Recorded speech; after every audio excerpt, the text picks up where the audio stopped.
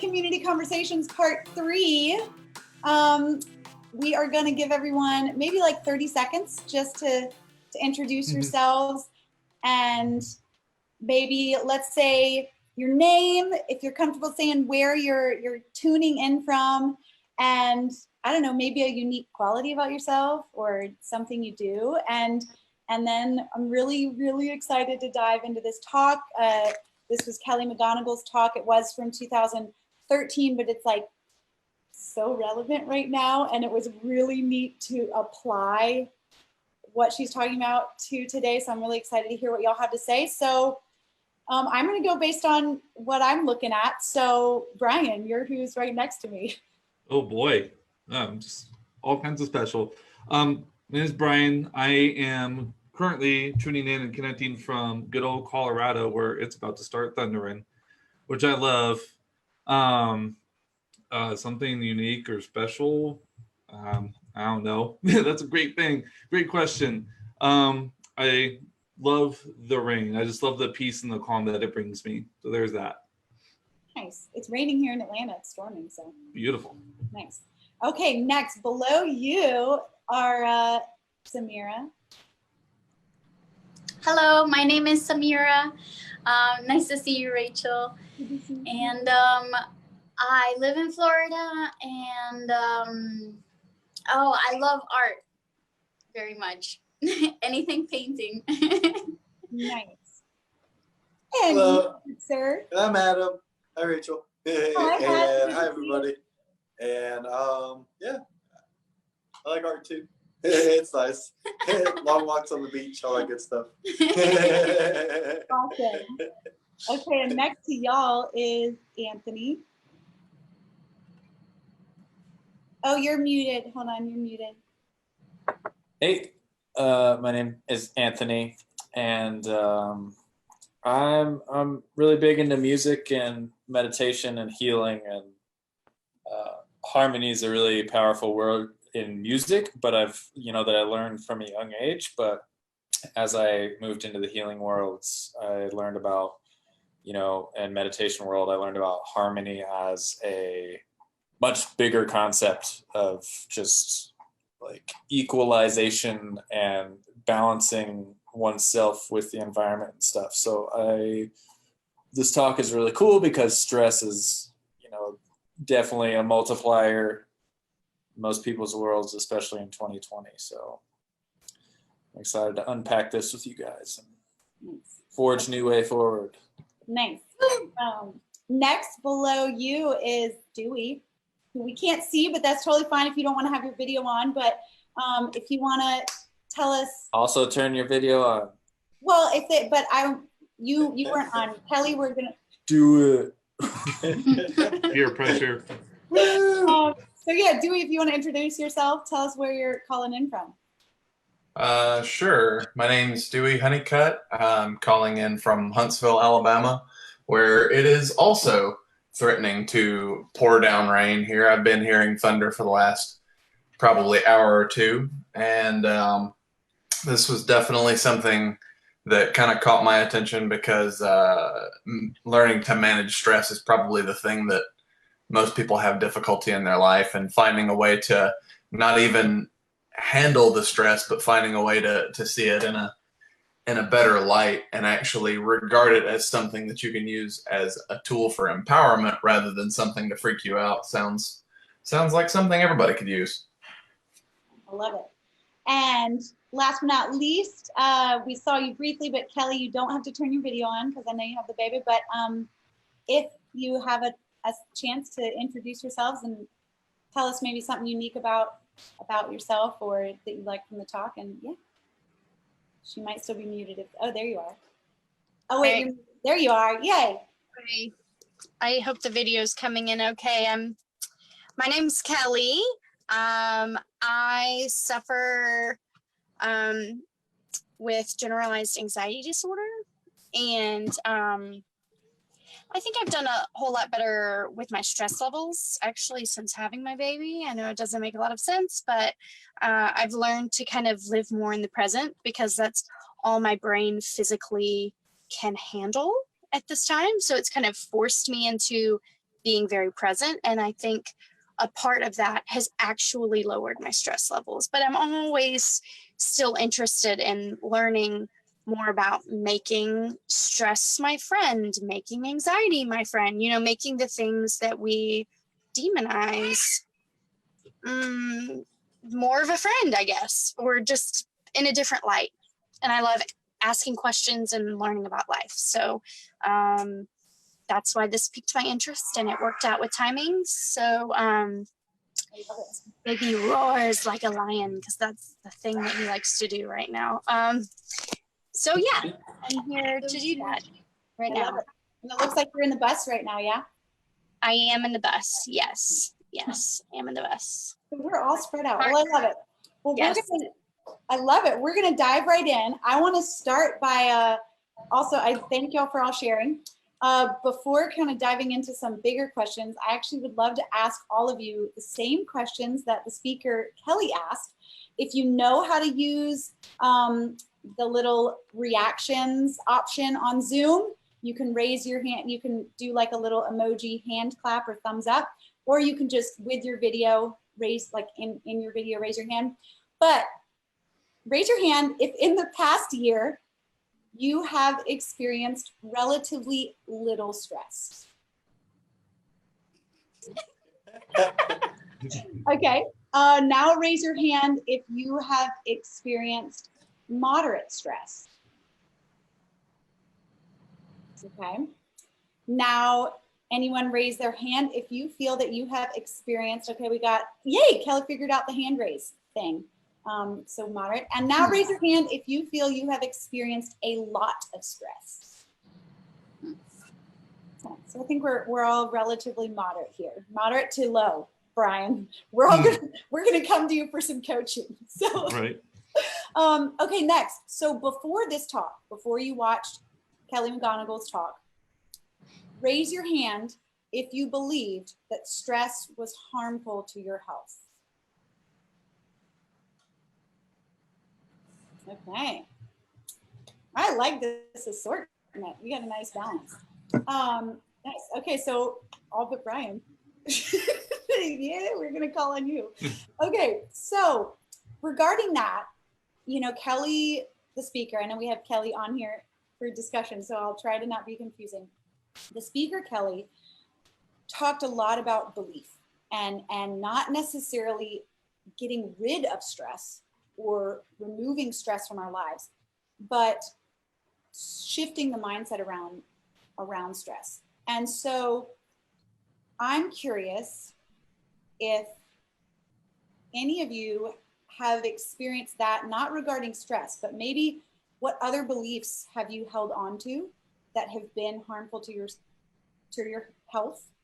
Or perhaps if you have overcome that, what's something that you're aware of that had been a belief that was harmful to your health, in the same way that this belief that stress was harmful to your health? Can you hear me? Yeah, so Would you mind repeating that question? My video stopped for some reason. You're fine. So what other beliefs perhaps are you holding on to right now that are harmful to your health? Or if you are in the process of coming out of that, have you ever experienced becoming aware of a belief that was harmful to your health that you changed? And how did you change that? Does that make sense? Yeah? Okay, so who would like to? Yes. Samira, I saw your hand go up. Oh, okay. So I was gonna drive my car to the shop today, but the clutch went out. And I pushed it in and it literally stayed stuck. I was like, and I pushed it a bunch and it didn't come off. So I've been reading The Power of Now, actually, because of the last meeting that we did. One of the girls brought it up and I was like, okay, I've heard this book multiple times. I'm just getting it for my birthday. So it's been able to put me back in the power of now and in the present moment, like Kelly was mentioning. So when the clutch didn't go in, I was like, okay, there's nothing I can do. there's no point in fighting the present moment. It is what it is. All right, next step. I called my brother and Adam trying to figure out if there's anything I could do. So I checked the reservoir, blah, blah, blah. And I just kept writing it out. Eckhart Tolle mentions to be the observer behind your thoughts. So to witness your thoughts and try not to stress out about it. Realize that your brain is technically kind of just computing what's going on in the world. And if you don't want to have that direct correlation to stress and to trying to fight that moment, if you just watch everything happen from the background and realize that that's your ego trying to battle the present moment, then you kind of, everything flows more easily. You figure out the solutions with more ease, and you're able to handle things much more peacefully. Like he mentions, we're like the only species that really fights the present moment. He says, what if there were no humans? You know, we live in this mind time-based type of situation, but we're the only ones that use time. If you ask an oak tree or an eagle what time it is, it's gonna say, what do you mean what time it is? It's now. Of course it's now. What other time is there? So I found that really funny, and it really helped me get into the flow of today. And my car's at the shop. Yeah, I paid a tow truck, but it wasn't that bad, and I didn't stress out about it.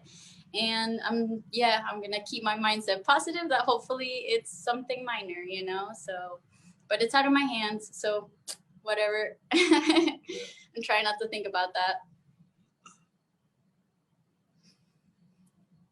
Who else wants to share?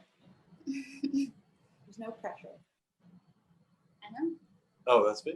Oh. What about your glue yesterday or today? Glue? Yeah. Oh. Dropping the glue. No pressure. Yeah. Oh, yeah.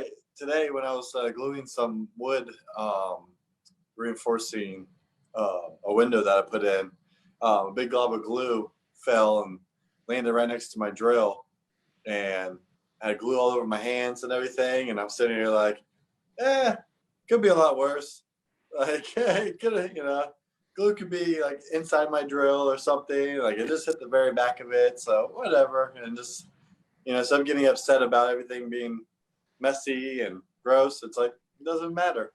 I'm going to fix it and everything's going to be fine. And no reason to even cuss or be upset about it, and just let it go past me, so, which is nice too. It helps set an example for my older brother, which is funny, but he likes to overreact about everything. So it helps to be, hey, it's cool. Things can be bad and still be fine. And especially with glue, you were stuck there anyway, so you better roll it. Yeah. I have to. I see Kelly's hand up. Okay, so I just wanted to, so the question is, are we noticing any more issues other than stress that's been coming up in our life? Was that the question? Perhaps, or it can be even just a reflection. In the same way that the speaker talks about, specifically, it's our belief around stress, that all the studies that she's shared, the detriment to the health wasn't actually the stress. It's the belief that stress is harmful to our health. So my question was, did that perhaps bring an awareness to maybe other beliefs that could change in your life, or that are detrimental to your health simply because it's a belief? It's not the actual thing, it's the belief. Yeah, okay. Thank you for clearing that up. Yeah. So for me, I see some analogies there with the whole idea of placebo effect. And even though, well, okay. So there's a lot of things that affect us just because we think that they affect us. And the placebo effect, like I often think about these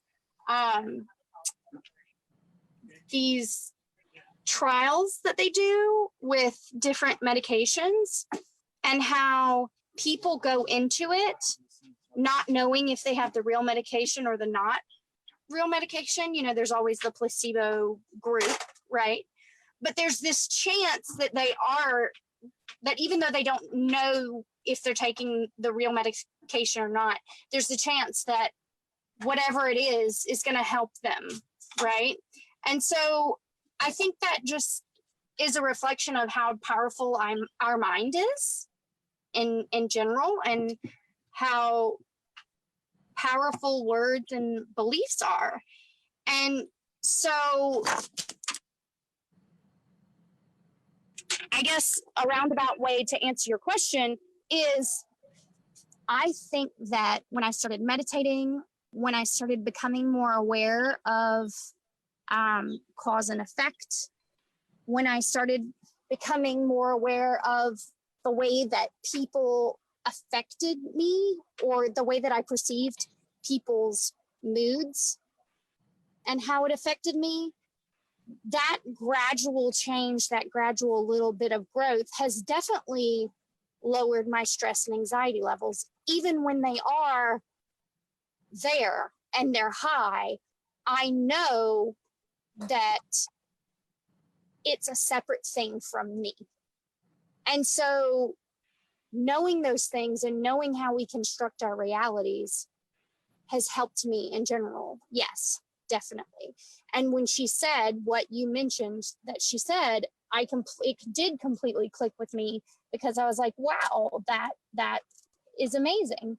And a good example of that is, you know, when I plan events or I've planned some get together, I am always just preoccupied with everyone else's pleasure and everyone else's experience. And sometimes the combination of me not letting go of that thought, and also the reality that I do need to be taking care of myself, just everything kind of collides, and I can get really stressed out and spiral out into a lot of anxiety. And there's a push and pull with me of like, I know I should be enjoying myself. I know that I worked really hard to plan this. Now I'm in it, things aren't going well. And the reality is I'm not feeling good about it, but I should just let it go. And then there's just all this stuff, and I bring all that stress and anxiety on me. And that's me constructing that for sure. And the reality is we don't know what anyone's going through, and everyone else's actual experience we can't know for sure. And so you know, it's easier said than done. And talking about this is making me anxious, because I don't even know where I'm going at this point with the way that I'm answering this question. But I don't know. Does that make sense to anybody? Or Yeah, that makes a lot of sense. is that way? Makes Yeah. total sense. It adds up. Yeah, it's the power of awareness, and that which can trickle into so many areas of life. Brian, I think you were going to add something there, perhaps. Yeah. I had it and then it just gone, as it does. But no, it really is, when she brought up Eckhart Tolle, and as hard as it is to get into his work sometimes, because it's pretty dense in some cases, but it's really just a matter of just the awareness around your stress. And when you have certain beliefs about anything, stress or otherwise, your body and your mind will work to make it a reality. Yep. And so it's going to manifest itself either physically in your body, or you're going to project it externally, and then it's going to turn into whatever it turns into. And so one thing that really was a light bulb for me, oh gosh, I can't remember, like it just clicked one day, is nothing is good or bad until we label it as such. Nice. So whatever it is, that whatever's going on in life is just like Eckhart Tolle's whole thing about just being present and being the observer behind it, your emotions, your feelings, your whatevers, until you give it a specific label, it just is. And if you can start from that and just have the awareness around what's currently happening, then it makes it a lot easier to be able to process it in whatever way is healthy for you. And so that's been a big journey for me. So, and that's why when you're asking about like low stress, medium stress, it's like I've been able to build that awareness, and I have that muscle memory now to where when it pops up, I can recognize it a lot more easily, and then it's gone. And so it's been a journey for sure, but that's kind of my come from and looking at just this and or other similar things. I love that. Are there, Anthony, are you about to share? Yeah. Awesome. So I think something that kind of came up for me that I don't think I've always dealt with, but apparently it's been like one of my learning curves or learning, paths or patterns or whatever you want to call it the past few years has been self-worth and discipline, and the belief that I'm not worthy sort of my dreams. Like I don't really believe that, but like every now and then that'll come up, like the ego side, the lower self will be like, well, who are you to do that mega thing that you have in your dream, that you're picturing in your head? Who are you to sell out red racks? Blah, blah, blah. And then the other aspect is like I've found myself constantly saying I need to work on discipline, implying that I'm not disciplined. But I know that in my past, I've absolutely been disciplined, or else I wouldn't have gotten to where I am today. So these like lower self, like mind game sort of like tricks around self-worth and discipline have absolutely had an effect on my physical, mental, spiritual, emotional, financial health, because at times those things can render me motionless to where, we talk, or I don't know if it was this talk or some other talk that it's buzzing me, but like the fear being like the mind's way of protecting you. So it's like the fear of discipline is like my mind telling me that it's better to just not get up and work out or something, when I know that like getting up and doing my stretching is going to make me feel way better, my health, and it's going to give me energy for the day and so on and so forth. So that's probably one example of something aside from stress that has where just the belief had like a significant or even a slight impact on my health.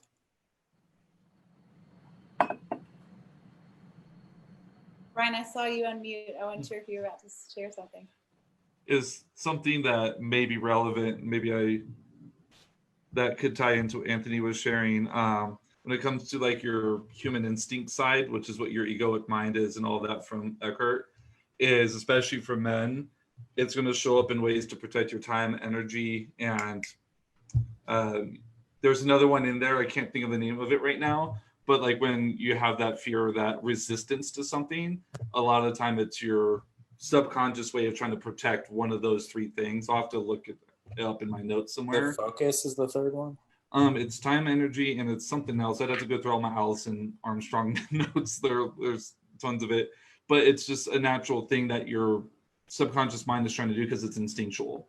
So like, don't work out today because your body senses maybe something else needs that time and energy, and you working out is going to take away from it. Something to that effect. Excuses. Not feeling whole. Oh, not feeling whole. Yeah. Right here, another aspect of the emotional pain that is an intrinsic part of the egoic mind is a deep-seated sense of lack or incompleteness, of not being whole. So in some people, this is conscious, and in others, it's unconscious. If it's conscious, it manifests as the unsettling and constant feeling of not being worthy or good enough. And I know that's something that I've had to battle myself, especially with trying to pursue art. So it's really powerful to go past that fear and, go after music and go after painting and go after all that.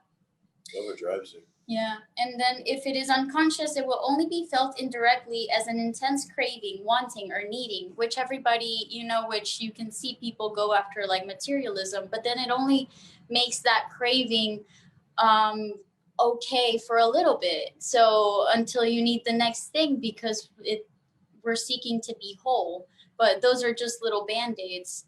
Being whole means going into yourself and being fully present, like Kelly was saying. That moment, that presence, that being in the now, that living, you're in tune with the present moment. So it helps out with going past fear and feeling more whole, because that's what apparently we're really searching for, is that deep connection to our deeper self, to our soul. I love that. And I want to take this time to kind of segue into another question I have for y'all, and also take a second to welcome Martin. Thanks for joining us, Martin. Hello. Hi, Martin. And I know he's popping up as Amanda because he shares a Zoom account like me and Jingu. If you ever want to change your name on Zoom, by the way, real quick tip, just tap the little more or the dots, and it gives you the option to rename yourself. But it feels like Amanda's here now, Martin. When I see her. She's here in spirit. Yeah, and there's some good stuff being dropped in the Zoom chat too. But moving into the next question I really want to dive in with y'all is, because we're talking about this belief, and Kelly, you shared a lot about just your belief around the anxiety and making it your friend. And Brian, you shared some really good tips as well about reframing and just your tip of how are you looking at things. And Samira and Adam, your awareness of being in the moment to simply be that observer, and having that awareness of how am I looking at this. When Kelly, the speaker Kelly, that we all watched, talked about looking at stress and the science of stress. It was totally magical. Anyone that's watching the replay, just watch the talk, because she goes into the science of stress, and that when we experience stress, it actually has the ability to build our stress resilience, to strengthen our heart, to strengthen our human connection. So my question for y'all is, and you may already be looking at 2020 this way, because many of you said you're experiencing little to no stress, but what might our world look like if because we can't be anywhere else. We haven't figured out time travel yet, or have we? So we're in 2020. That's where we are at, basically. So we can't be anywhere else other than now. So what if we looked at the year 2020 rather than the shitstorm, or the year I wanted to sleep through, or all these memes we see going around? And what if, simply because of the science of stress, 2020 became the year that we increased human connection, we increased our stress resilience, all the things, literally we created the biology of courage. We increased the strength of the heart, the physical heart, what if 2020 was the year we decreased cardiovascular disease because of the science of stress? So I don't know, my question for y'all is, what might things look like for you or for the world as a whole if we could shift that perspective? I have a couple of things to talk about. So what we did learn in massage school is really that the body requires stress. And we look at stress as something as an annoyance. But stress is like a force. Like our muscles require stress in order to be placed and maintain against the skin. In order for our cells to evolve, we need stress. We need some type of agent to cause that reaction of development, of evolution, of genes.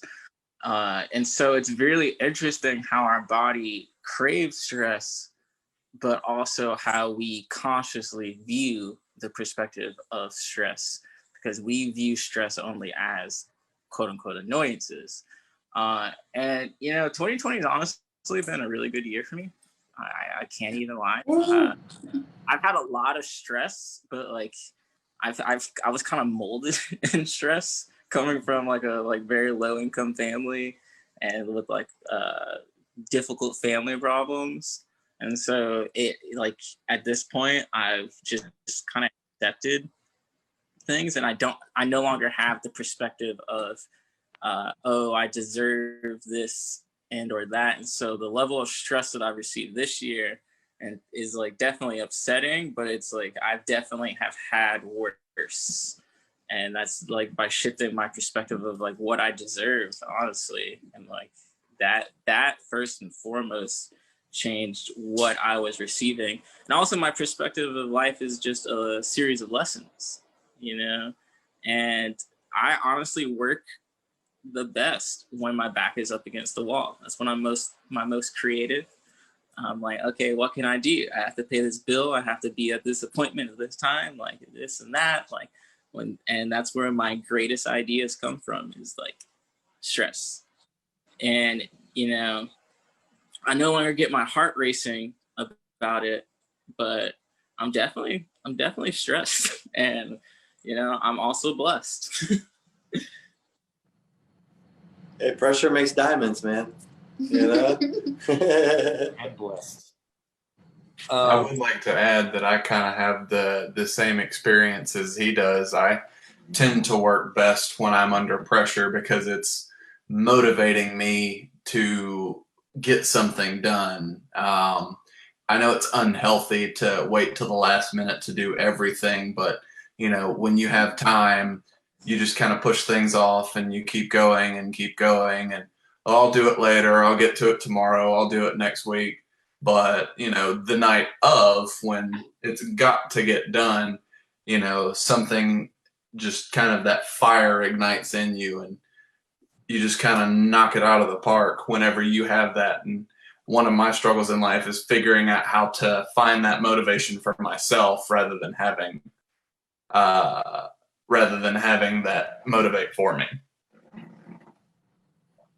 I love that, dude. Anthony's commenting in the Zoom chat, cough, cough, Rachel. I operate the same way. So, but I want to, I think Anthony was about to say something, but Dewey, I want to, if you'll allow me to shed some light, I noticed that, and I'm going to share this because it's a belief I've had. This belief that I told myself it was bad to wait until the last minute. That's a belief right there. What if that is how I function best? And we just, what if you and I just saw it as that's just how it is. And that's just, you know, and magic comes out of that. I don't know. Maybe we could challenge each other on that one. I agree. I mean, I think that it's just been the attitude of the world that you should strive to do things before you have to. But I do believe that some people truly do work better when they're on a timeline rather than, you know, when they've got plenty of time. So we'll do another talk about procrastination. It's funny because we watched this video about procrastination and we were like, should we do this one for this time? But it wasn't the thing. So no, I think we should put it off. Yeah. Right. Well, so what I like what Martin said, because you know, stress is a biological, you know, response as much as it is a mental or emotional or physical, you know, it's like all the things together. So a mentor of ours, he said something to me one day that I'll never forget, that Martin had just brought up to me when you shared, was that resistance is the multiplier.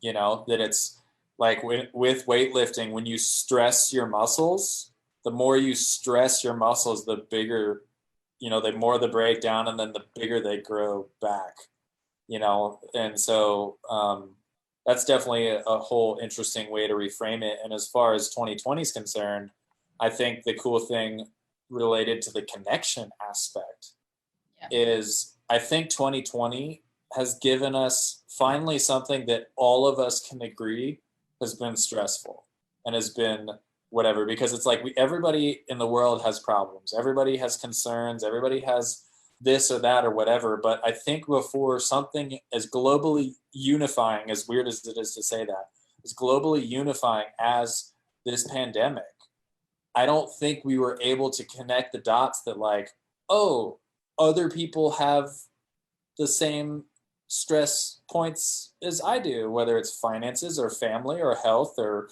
job security or income or a roof over your head or whatever. It's like, for whatever reason, it seems to me like on a global level, I just don't know if there's ever been a time, at least not in my memory, where we were able to connect on that way unconsciously or subconsciously, but also consciously, because we can like recognize like people are posting a meme of like, you know, whatever, year quill, was the meme, and it's just like, take it, sleep through the rest of 2020, and then everyone's commenting same. So it was like creating, you know, I think that memes in the coronavirus pandemic have been a perfect example of how connection has helped people cope with stress, and the equalization of the playing field to where like we're all dealing with this, you know, I think has been, you know, kind of back to your. I think that's a good observation. Yeah. Samira? Was that a hand raise? Oh yeah. All right. I really liked. So I don't usually see people outside, and after Coronas broke out, like everybody was outside, and we saw so many families riding bike and rollerblading, like whole families. I have friends that their kids did better at school because the parents finally had time to spend with their kids. So for me, like that was a beautiful thing to see, even though it came with stress and everything, but that connection, parents usually don't have time for their kids, and they found themselves at home and stuck at home, and so they had to hang out with them too. And I think that closure can bring us also into a more unified society, like Anthony was talking about, because it's really powerful when kids can get the attention from their parents, you know, like it's very easy for that not to happen because it is such a stressful world, and because there are so many hours to put into work and the drive and everything. So yeah, I'm really hoping that sticks with people. I'm really hoping it does, like, maintain families closer to, and that they can, you know, see and appreciate their kids more. But yeah, It's true. I'll add on. One thing that, like, speaking to what Anthony was sharing, is stress is inside or outside of the pandemic, which has been a great equalizer. I think there's a lot more of that shared of, there's always like the me, not me thing going on inside. And now there's a lot more me or me too, because we have that common thread now, because everybody's experiencing more things in common than maybe we wouldn't otherwise. But stress, you know, talking about it is a great way to connect with yourself and with other people. But how we think about stress also determines, are we connecting in a healthy way or in an unhealthy way as well? And I think, like what Samira was sharing and what Anthony was sharing to a large degree, is a lot of people are finding healthy, good ways through all of this chaos to find connection with themselves and to find connections with other people that maybe they wouldn't have found or created before. And so it's just, when you're looking at it, it's created a whole lot more opportunity for global connection, because you think about people across the world, like Anthony shared, is now we all have something in common to one degree or another. And that connectedness now allows us to share in that experience, and then do it the right way, whatever that might be for you, then our ability to come out of it even stronger than we came into it increases. So this is something that, you know, like you're talking about, like families now that they're at home, they're able to spend more time together, something they maybe didn't have in as great of a quantity, or maybe the quality of time they had prior wasn't as great. And now they can work on that, and they can go on bike rides, and they can do this, or we can host Zoom calls with people from all over the world and share in this experience together. So yeah, stress, again, when you look at it the right way, can be a great benefit as far as being able to connect. Love that. I don't see any more hands raised right now. We can always come back to this question, but I've got another one kind of burning in a nice segue, because we've talked about the science behind stress as building this resilience and connecting us to our heart more, strengthening the heart. And then there was also that piece that the speaker, Kelly, mentioned, that stress encourages us to reach out, to seek support. And it's that action that creates the physical response to strengthen the heart. And so I'm curious with y'all, have you found yourself in, because my own experience, I have in the past had trouble getting vulnerable and asking for help. I'm like, I got to do it myself. I got to do. So it has been a wonderful and beautiful challenge to seek out more support. And I would love to hear from y'all. Have you yourself been asking for more support or willing to seek support? Or have you had others coming to you more? And have you felt your heart get stronger maybe? Both. Yeah. Learning how to reach out and to ask for help, or even just to be able to think out loud and to just empty the trash, as we've heard it called in our shared circle with me and Rachel and some others, has been a great benefit, because that's, I think part of it is we just have so much that builds up and that creates an unhealthy stress in our bodies. And so when you just have the ability to like call Rachel or call whoever, and you're just like, I just need to verbally vomit and just get it out, and being able to have somebody hold that space for you. And then the flip side of that, I've been able to give that and provide that for others. And it does, that builds that connection in a healthy way. And then that bond, you notice like when you're there for other people, when they're there for you, how good you feel afterwards, right? Just like you have that energy, that vibrance. Totally. And it hasn't been easy, because like Rachel, in the past, I had my belief around being able to share and be vulnerable was not good. And so I've been able to shift that and change that to where now it's like, yeah, I am more able to open up. And because of that, I have way less stress in my life and way less anxiety and all the other whatevers you want to call it that would normally create challenges or problems. Thanks, thank you. I saw Kelly's hand go up. So Kelly, please. Yeah, there you go. I'm just, a lot of things are going through my head right now, because I feel like I'm in a weird position during this coronavirus. This is the first time in a while that I am not working. And I know that I am not unique in that way, that a lot of people are not working right now. But the reality for me is I quit my job a week before everything got shut down with the coronavirus.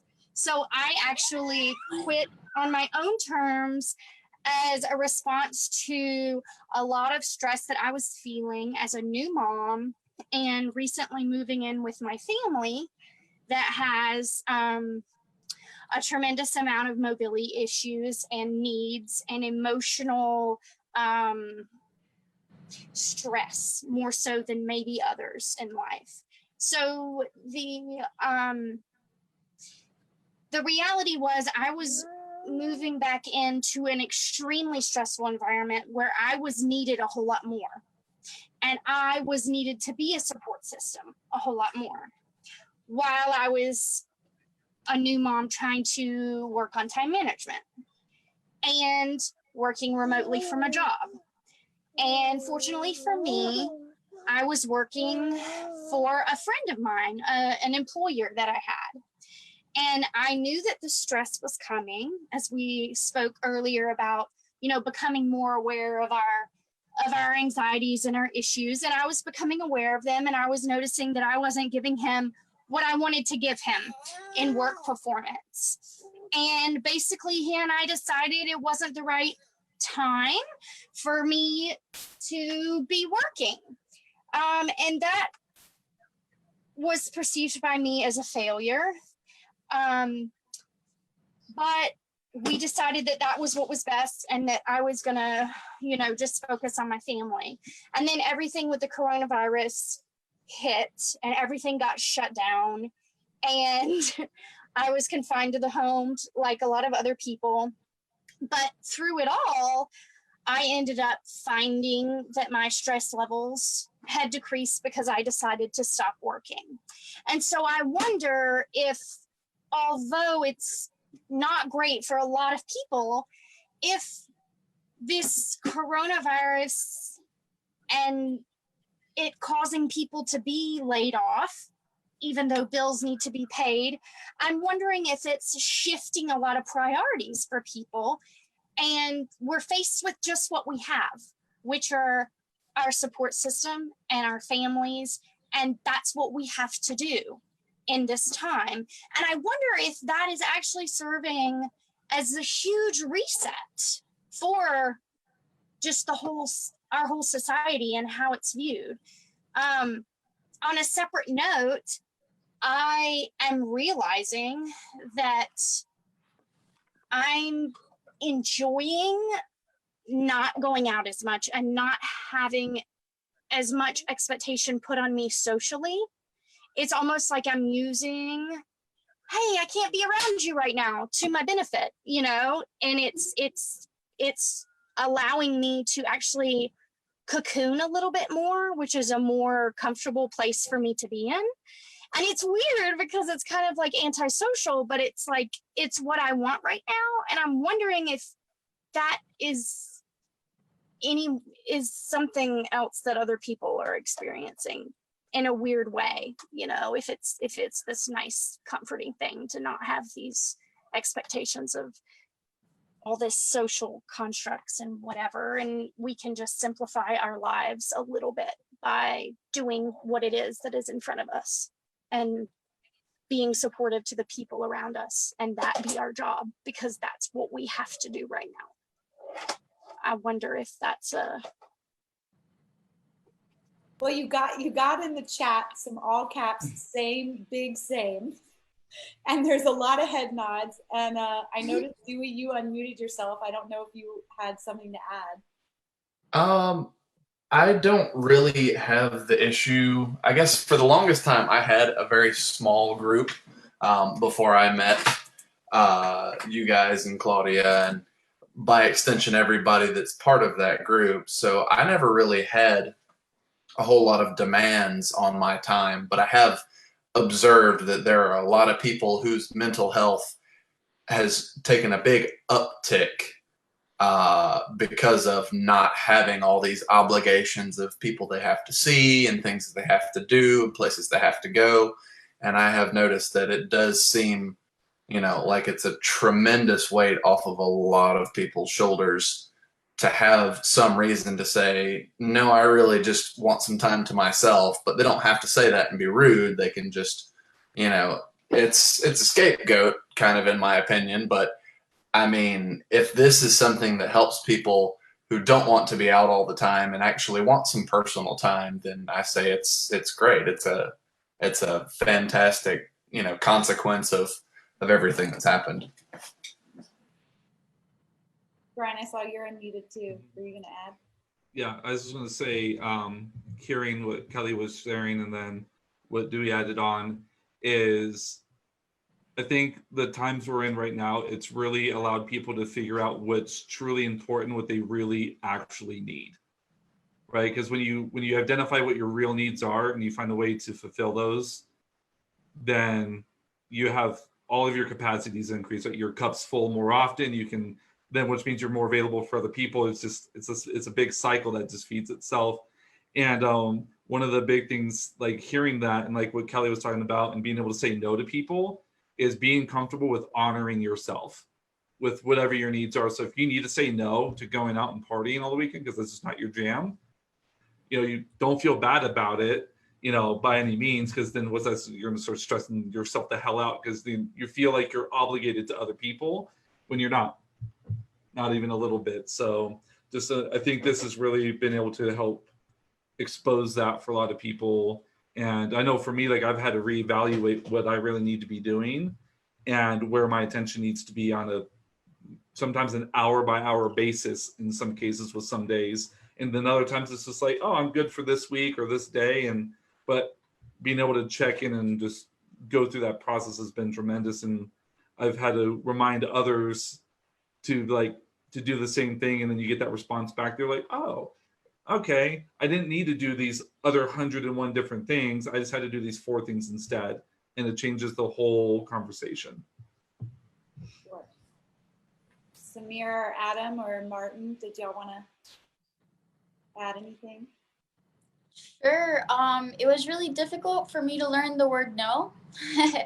I bent over backwards for everybody. I ran all around town. I did so many things, and I didn't realize I was running myself straight into the ground until I basically like had a big collapse, and the right books came into my life to kind of show me that I had more power than I realized, and that it is okay to say no and judge the situations. It's great to help out, and I certainly love it, and I certainly do every time that I can. But I don't go completely out of my way each and every time. Sometimes it actually enables people to continue in their toxicity. And there was one that, which one? The Celestine Prophecies talks about like some people that you hang out with that are so set in like, he calls it the poor me. And so he mentions like, everything is just horrible, and the book mentions like, have you ever hung out with someone that after like a few minutes, no matter what you say, you can't feed them love because they're set on being in that situation, and when you leave depleted of your own energy, and you leave tired, and you leave like you did something wrong, even if you had nothing to do with their issues. So they bring up a couple different human characteristics. I only mentioned one. I can go into the rest if you want, but it'll probably be a minute. So the point is, it's really, really important to feel people out and feel out your spirit and feel the intention. And yes, try to help others as much as possible, as long as it's not depleting you of your own life force, for you to be able to support yourself and your kids and your life and your family and other things. So learning no for me has created a lot of freedom in my life. And I do still help people all the time. And I usually also can feel out into myself when I feel like I just need to step away. There's another book by Jamie Sams called Dancing the Dream. She's a Native American lady. She's amazing. And she says, you can't change anyone else, but you can change yourself. So be aware that you have this sacred space and other people have their sacred space. And since you can't change them, if you need to move away and take care of your own sacred space, that is okay. That doesn't make you a lesser person. You're just shifting with the flow of life. What she said. Hey, there's no pressure. You never have to speak. I saw Martin, you turned your video off. Were you wanting to share? Sorry, I'm driving home. You're here with us. All good. Let's see. Well, I have my whole team. I ask them for pretty much every day. I had to learn very quickly that I could not perform every task of running a business. And so lessening my load and learning how to ask others for help and properly ask others for help as well, so that it gets done accordingly with clear, proper communication. Because sometimes I would kind of set myself up for failure where like, oh, other people can't, get it done correctly or how I want it done, but it was really due to my poor communication with like instructions. And so I had to really bite the bullet on that one and learn how to work well with leading a team of people and creating synergy between the team. And it's been a really fun journey, honestly. Nice. Thank you. You have this wild blue linear orb shining above your head. I don't know if it just disappeared, but there is this. It looks like it's shining on his third eye. Yeah, you can really like a blue light beam coming out of your third eye as you were sharing all that. So thank you. The golden cord. That was super cool. Well, I wanted to, in the interest of time, I'm happy to stay on longer, past 8 p.m., but I know some people reserve just the 1 hour. But to kind of recap this last share that was from my question of, have you found yourself reaching out more for support or asking for more help or providing more support? And it was interesting to see it turn into this discussion of boundaries and almost supporting oneself more. And back to the talk that we're talking about, Kelly McGonigal's talk, she closes with that mention when we choose to view stress in this way, when we choose to reframe our body's response to stress and reframe this built-in mechanism as a positive versus a negative. And when we choose to do that, to just shift that mindset around stress, then not only does it physically strengthen the heart, give us access to our heart, encourages us to reach out, encourages us to seek support, all of that.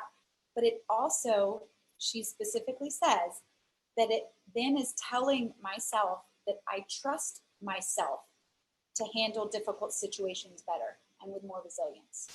So, and that act of saying no to things can actually be reframed into saying a yes to me. That's what's helped me personally. And when I am saying no to something, I'm actually saying yes to me and what I need. And what I have been able to witness is when I speak honestly with people, even if, and Kelly, I see your hand, yes. When I speak honestly, even if I told someone I would do something, I'm allowed to change my mind. And when I speak honestly about that and share, I can't today, or I can't, until this time, that gives permission for them to speak more honestly with me. And that is something that has come up in discussion with a couple of my friends of perhaps another silver lining of this whole pandemic, because of how openly and honestly and transparently we need to communicate. Like, hey, someone I was in contact with yesterday just is showing symptoms. So maybe I need to take the action and speak transparently with anyone I've been in contact with and let them know that I need to go get tested. So maybe they should, and it's just this, this normalization of honest and open communication, not just about exposure, but just about everything. And then this respect of boundaries of, oh, you don't want to wear a mask? Well, I do. And I'm going to respect, well, I'm not going to talk about that one. Oh, you are comfortable getting, closer if we're wearing masks? Well, I'm not. So let's respect each other's boundaries. That sort of thing. And it's this learning of, oh, well, I'm not comfortable going to gatherings, even of 10 or less. And you need to respect that. And it's just this conversation around boundaries. So yes, before I ramble anymore, before we close out, Kelly, I saw your hand go up. Yes, I just wanted to follow up in the way that I answered, because when you were asking that question, I had so many thoughts coming through, and then someone spoke, I think, right after you, and then I got a bunch of other stuff that came up, and then that's how my response ended up being. But I think to complete the thought that I was going with earlier was that it's interesting because through this pandemic, I've discovered, hey, yes, I'm feeling like more myself because, I can hide a little bit, I can say no to all of these things, and in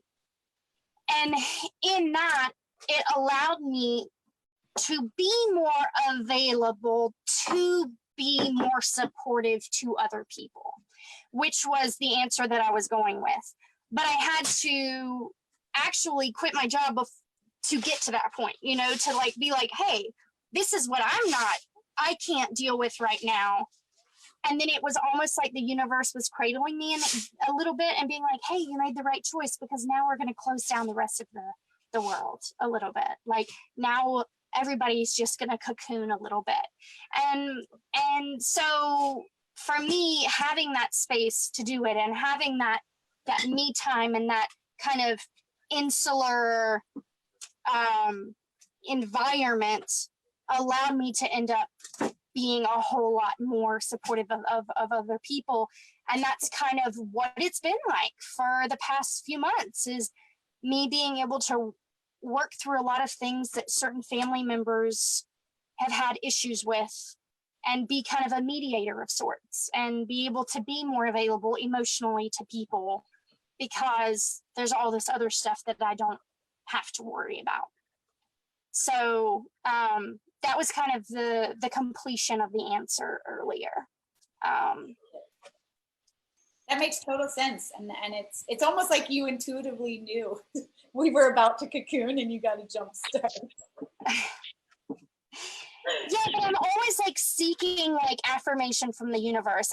I usually feel when things aren't going right, but I also have a hard time of knowing if I made the right choice or not. And so it was kind of an affirmation from the universe of sorts a little bit. And I also just want to make a note here. I'm definitely like speaking from a place of privilege. You know, I was in a position where I could quit. And that's why the coronavirus pandemic and being shut down has been okay with me.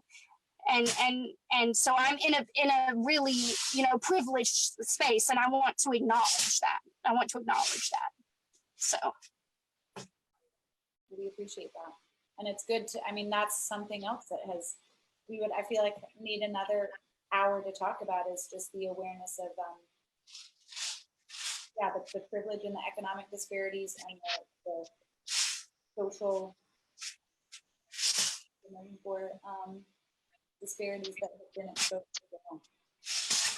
but it's just interesting to see, you know, we've talked about this throughout the whole conversation. A lot of people, it does seem like we've been able to come together as a community more. And yes, it has been online, and yes, it has been with Zoom meetings. But when you're faced with like these situations where you've lost a job, but so many other people have lost jobs, and you're in the same boat with so many people, and you've got to worry about your kids getting sick, or you've got to worry about getting sick, or you know, you going out and maybe coming back with something that could make your elderly parents sick.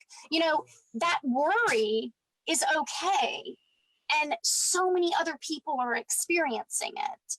And so there's this collective, communal coming together thing that I think is really beautiful about it, for sure, even in these hard times.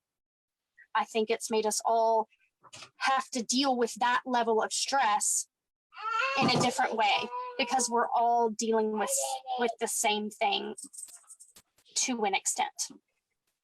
Yeah, I love it. I think we all could hear the little magic bean in the background roaring again, and we all smiled. So I want to change the subject a little, bring it back to the talk, because for me, something that was really kind of was a big shift for me was hearing about how like framing stress as preparing you to succeed was freaking awesome. You know, that's something that I just never really like thought of like stress, of like your heart starting to beat faster, and then the oxytocin, like, and the oxytocin thing I'd never known. And then, you know, it's like preparing you to rise to the challenge of whatever that situation is that has gotten you to that stress point. I thought that was like a really just game-changing idea and concept. And I've heard a similar one that I think it definitely relates, and it's the idea that fear and excitement chemically in your brain and your body are the same exact experience. It's just a matter of how you interpret it. So instead of like, if before we go on stage to perform, instead of like, ooh, I'm afraid about performing, it's like if those you feel afraid, but you just like trick your mind, you hack your biology to say, I'm excited to go on stage and perform. And then you can shift all that energy, all that like moving, like weird, like anxiety type stuff that's coming up, and be like, yeah, into my performance. And then it becomes like this mega cathartic experience. And so I don't know if you had any questions specifically related to that. I can't think of maybe if there's like a time, like either where you didn't realize, where someone, if anybody wants to share maybe a time where you didn't realize that you were necessarily doing that, like you were taking that stress and transmuting it into something that could, you know, empower you through whatever the situation was. Like if there's something in the past that you've done it, or a time in the past where now that you've been exposed to this idea that you feel like you could have better succeeded, where stress then shut you down, but now you feel like, you know, with this new idea you could like rock it forward, or something like that, I guess is kind of what I wanted to bring it back to this particular topic, because I think this is, You're asking the group if anyone would like to share or can share when perhaps you've experienced reframing your body's physical response as helpful instead of harmful, right? Yeah, specifically related to like rising to the challenge, like stress or fear or resistance, you know, being an opportunity to rise to the challenge of whatever that resistance or fear or stress environment. Quite a few of you unmuting, so go for it. Oh, I guess not everybody go at once, I suppose. But that was a really cool thing when she spelled that out, where it like really clicked. It is just your body's response to external or internal influence or pressure, and it's your I loved how she put it of it's your body's way of preparing to take on whatever it is, right? And so for me, like, to speak to Anthony's question of a time where like I instinctually did that, I just didn't have the language for it until like I heard it on her TED Talks of how she framed it, was at the end of last year, I had the decision of either going to one of our events in Phoenix in January or going to LA for a more personal event for me. And so I was juggling and I was stressing over how can I make both of them work. And when I realized I had to just pick one or the other, it was even more stressful because I wanted to honor myself while also honoring my chosen family, our events family that some of us are a part of. And I realized in the moment, it was like, this was kind of like that crux. And that's where I just had to say yes to me. I had to honor myself and my needs at the time. And so I chose the personal event in LA, which turned out to be this magical thing because I was that much more just available for it, because I made that decision for myself. And as soon as I made that decision, all the stress disappeared and it just completely went away. And so all of the anxiousness and the physical response and the mental response I was having over it just completely cleared, and I just had like the complete peace of mind. So like the oxytocin thing, like the chemical response in my body just flooded, and I was like, okay, we're good after all. It's not the end of the world because I can't do both. But it was a process I was going through, and then when she spelled it out, I was like, that's exactly what it has been. And as a lot of the time, I think we do it unconsciously. We just don't have the language to describe what we're doing. I love that. Dewey, I saw you unmuted if you want to share, and I want to add to you, Brian, really quick. I bet that regardless of which event you had chosen, it would have been just as magical as long as you allowed yourself to truly choose one versus straddling the fence. Mm-hmm. You know, and giving yourself that freedom to say, this is what I'm doing. I trust that I made the aligned decision for me in this of where I am now. And I trust that I was guided to the aligned one and release the other. Yep. And that's exactly what it turned into. Once I just made that decision to honor myself and to say yes to me and where I was at that point in my life, then exactly everything just took care of itself from there. So precisely. Thanks. I just wanted to answer Anthony's question. For me, I've always had severe problems with test anxiety, and it made huge problems for me when I was in school and when I was studying. And working in a technology field, I constantly still have got to take tests constantly. And it was interesting to me. I had never, like Brian, I had never really found the words to describe this, but what I was doing, or what I had finally figured out how to do in my, mid-20s, was that I needed to take that excitement and the fear of failure and twist it into something that I could use as motivation, and basically twist that emotion around and turn it into motivation to succeed rather than fear of failure. That's a really good one. As someone that also suffered from test anxiety, that's boom. Yeah, it was the bane of my existence for 18 years. Does anybody else have a share relating to Anthony's question of experiencing reframing? Yeah, Samira. Oh, you're muted. Hold on. Okay, cool. My first tattoo I did in a shop. It was my first time in a shop that wasn't where I did my apprenticeship.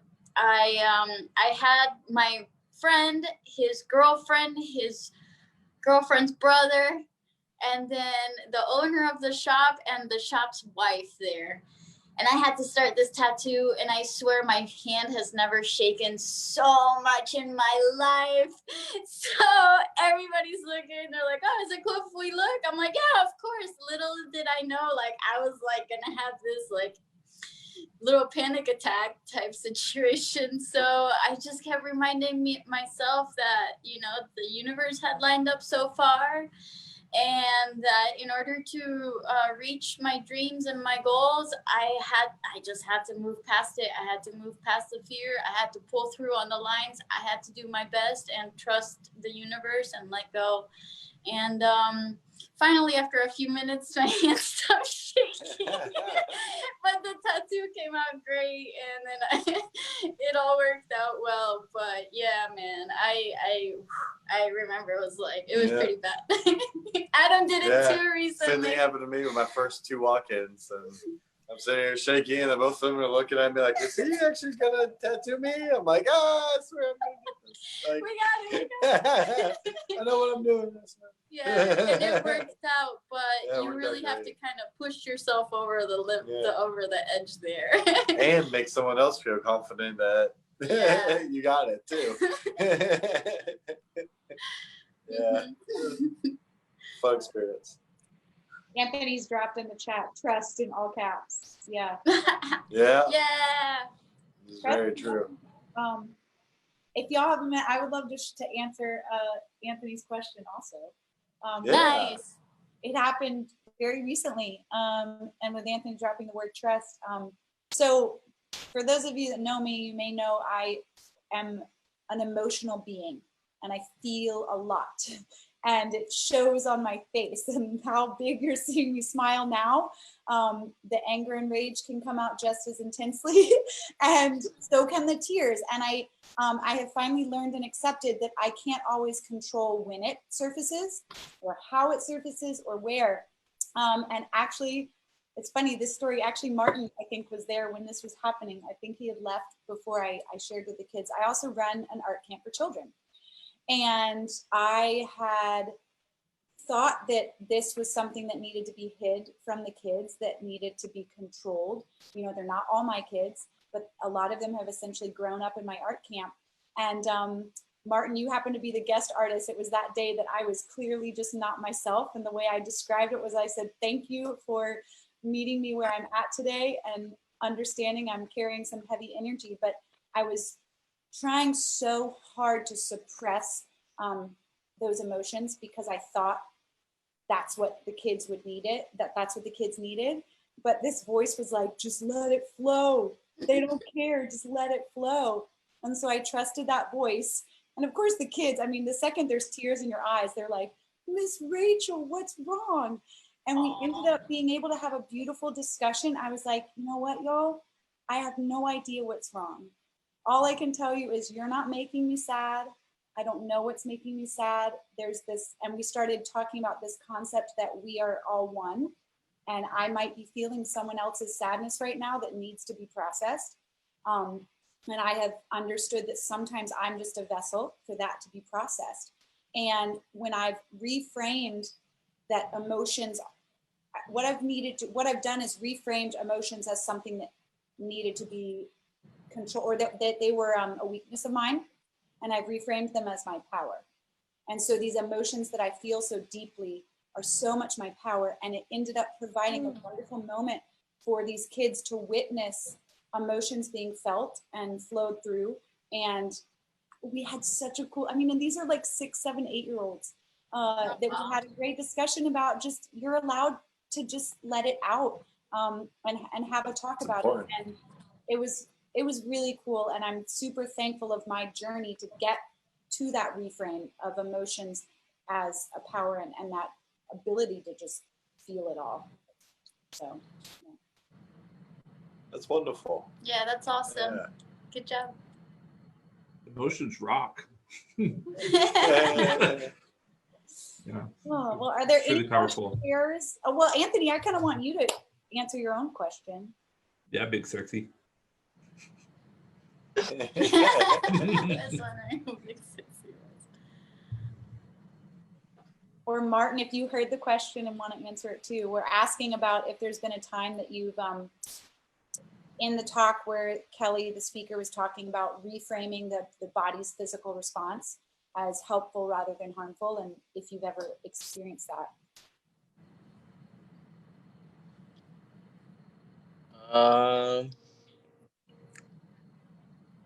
Yeah, I guess, I kind of had a downward perspective of the emotional stressors that I was experiencing as a child, and it led to me being just uncomfortable with things that I really could have not put so much energy and attention towards.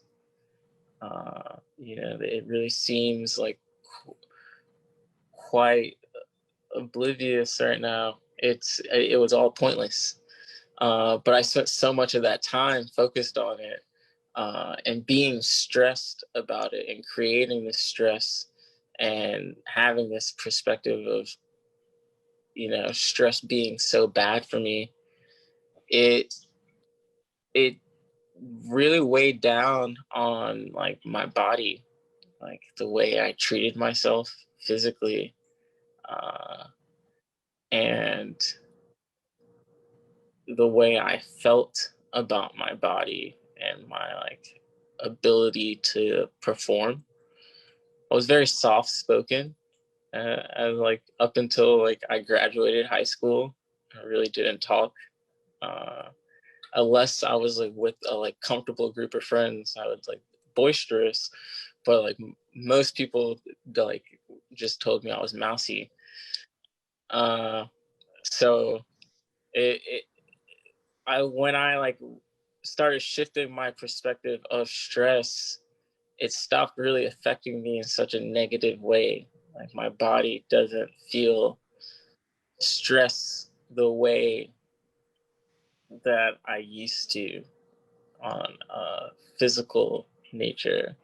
Like stress kind of eats away at your soul in a way, it really like kind of degrades at you, and like starts degrading at your body in the way that you like absorb nutrients. And I feel 100% better now that I've shifted that perspective. And that was a big physical thing for me. Awesome. Thank you for sharing. Thank you. You're welcome. Before we wrap up, Anthony, do you want to answer your own question? I think one of the most recent probably applications that I can think of is in event situations where I'm an event host and there's a lot of things to do before an event, and we're blessed to be surrounded by people who are always willing to help, which is awesome. But it can be stressful to have people asking me like, what can I do? What can I do? What can I do?